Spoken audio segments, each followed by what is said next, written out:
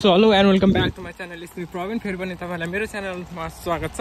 आज चाहिँ मेरो युनिभर्सिटीको फर्स्ट क्लास। अस्ति चाहिँ मैले युनिभर्सिटीको फर्स्ट डे इनरोलमेन्ट डे को चाहिँ देखाएको थिएँ। आज चाहिँ मेरो फर्स्ट क्लास रहेको छ। मेरो चाहिँ सानो छाता ओरेर अलि ठ्याक्कै रुमबाट निस्केको पानी पर्न थाल्यो क्या। अनि त्यही भएर चाहिँ एउटा सानो छाता ओरेर चाहिँ जाँदै छु। एकदम सानो छातामा भेटिरहेको। अनि 1 बजेबाट क्लास हो। सो म जाँदै छु क्लासको लागि। युनिभर्सिटी चाहिँ नजिकै रहेको छ।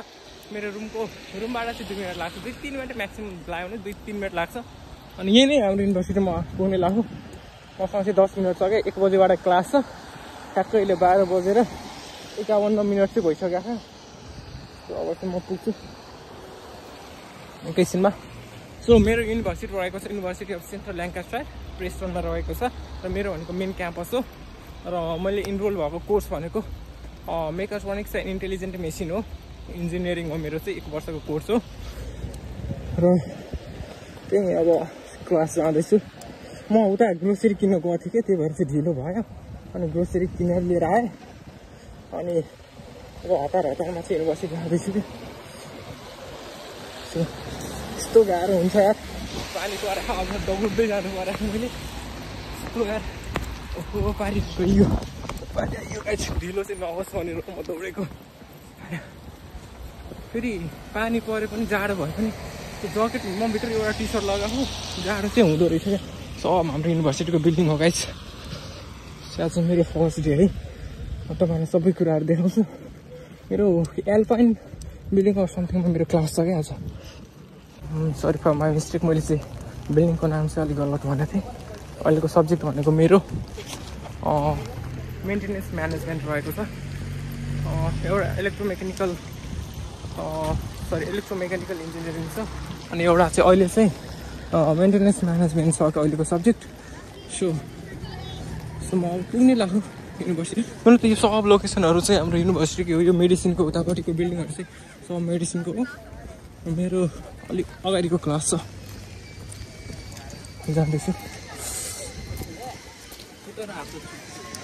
सबै हाम्रो भर्खर नेपाली थियो कि नेपाली बोल्दै गएँ र मैले बोलाएन। मलाई ढिलो भयो गर्न हुन्थ्यो। यो चाहिँ हाम्रो बिल्डिङ एडएलफी भन्ने यहाँ रहेछ। एडएलफी बिल्डिङ भन्ने यही नै हो। सो म पुगिसकेको छु अब। सो उताको म होला सेट यहाँसम्म लाग्छ मलाई।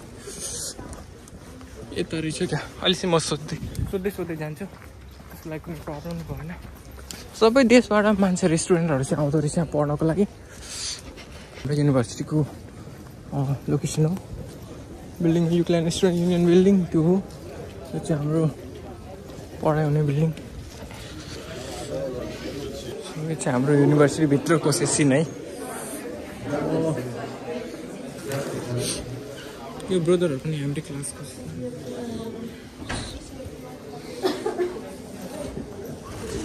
रहेको छ हाम्रो classroom.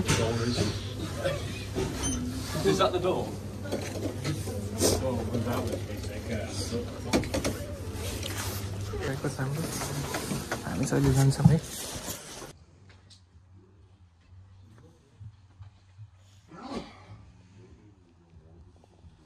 Science is terminology. So we need to use terminology that we all understand the same way. So अहिले चाहिँ मेरो क्लास सकिएको छ। ठ्याक्कै 4 घन्टाको लेक्चर पछि चाहिँ मेरो क्लास सकिएको छ। अब चाहिँ रुममा जान्छु है। अनि मेरो क्लासमा त एकजना पनि नेपाली रहन्छ क्या। सबै चाहिँ म्याक्सिमम स्टुडेन्टहरू चाहिँ इन्डियाहरूबाट चाहिँ हुनुहुँदो रहेछ। अनि none of student are from Nepal. So recently just I have completed my class today and now I am on the way to my home. So it is a library. मैले भर्खरै चाहिँ मेरो क्लास सकेको छु and now I am on the way to my room है। अहिले चाहिँ पानी परिरहेको रहेछ। सो केही छैन पानी पऱ्यो भने अब बिस्तारै रुममा गइन्छ। नजिकै छ रुम पनि। भर्खर सब स्टुडेन्ट आफ्नो लेक्चर चाहिँ सकाएर जाँदैछ। म पनि जाँदैछु गाइस। See you. यस्तै हुँदो रहेछ यहाँको पढाइ लेखाइ क्लासहरू चाहिँ सबै मैले तपाईँहरूलाई चाहिँ देखाइदिएँ होइन। सो आजलाई यो भ्लग चाहिँ म यहीँ इन गर्न चाहन्छु ल। Guys see you guys by.